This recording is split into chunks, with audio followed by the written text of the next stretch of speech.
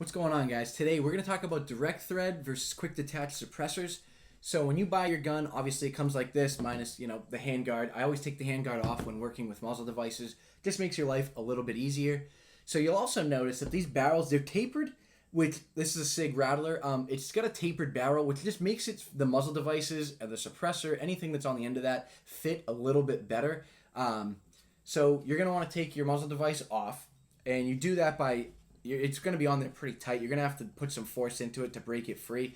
I put the gun on the table and just kind of used a little bit of leverage on that wrench and broke it free. Once it's broke free, it should just thread right off pretty easily.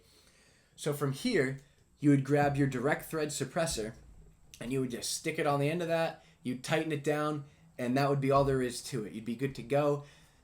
Something to keep in mind with a direct thread suppressor, though, is the carbon lock on there is going to be a lot. If you don't know what carbon lock is, it's as you shoot the carbon that comes out of the gun. Suppressors stop a lot. They hold a lot of that carbon. That's kind of the point in them.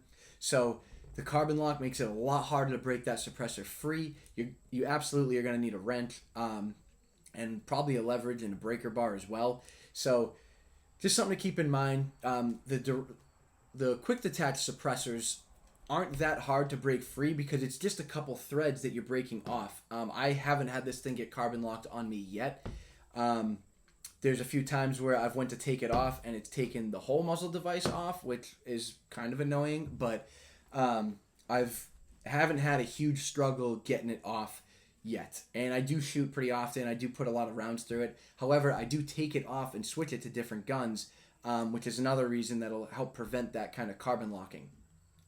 Another thing to remember with a direct thread suppressor is once it's on this gun, it's really just for this gun. Like the threads on it are going to be different and the barrel sizes on guns are different.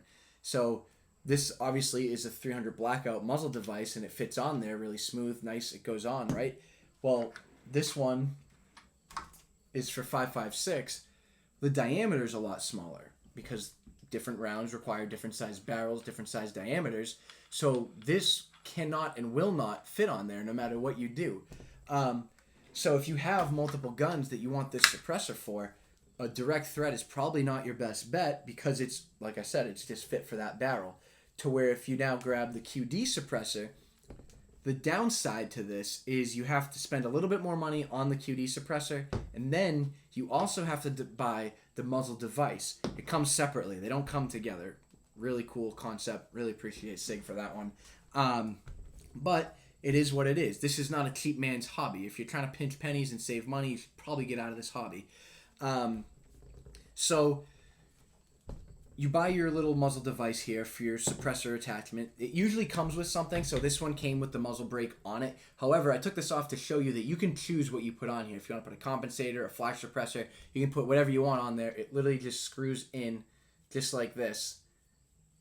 And that's all there is to it. That's on there. That's as much as you really need to go with that. And then you would just take this, thread this onto your barrel. Obviously, when you're doing this, you want to make sure you're not cross-threading things. If it doesn't slide all the way down that easily, you're probably starting to cross-thread it, or you have some carbon inside of those threads, and you want to clean that out. You want to clean that out gently.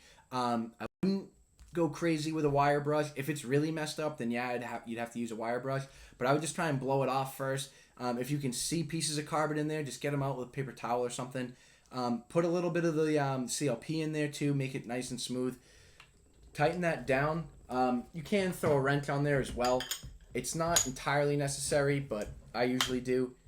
And just a little extra, like I said, it doesn't have to be extremely tight, just good and tight. If you know the 3 torque specs there, hand tight, good and tight, and TAF.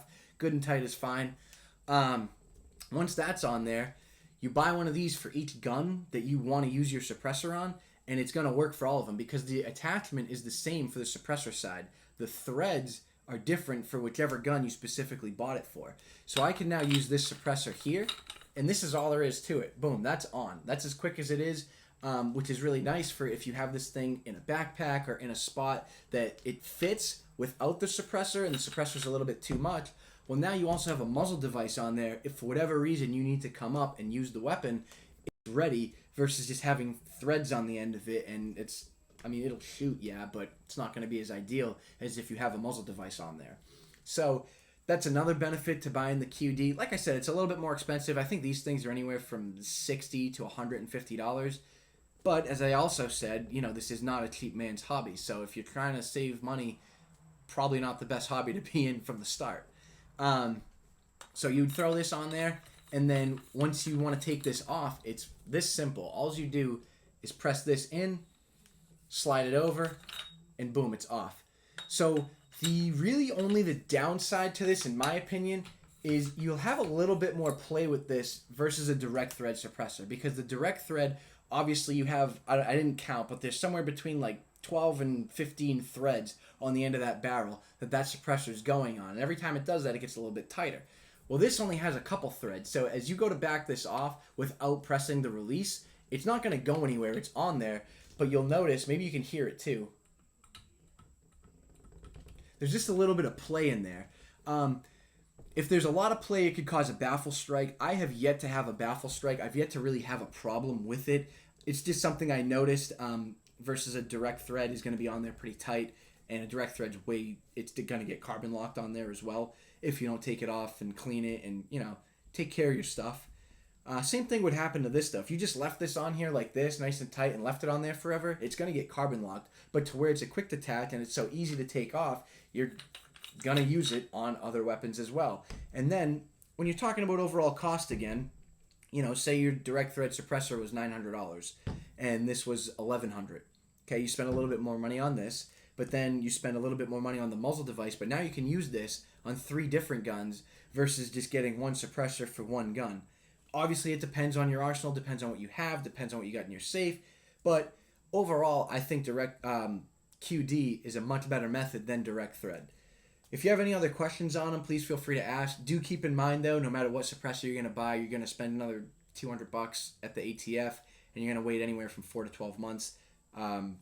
Obviously, that's a terrible concept, but it is what it is. So, QD versus direct thread. Thanks for watching, and let me know again if you have any questions. Appreciate you supporting the channel.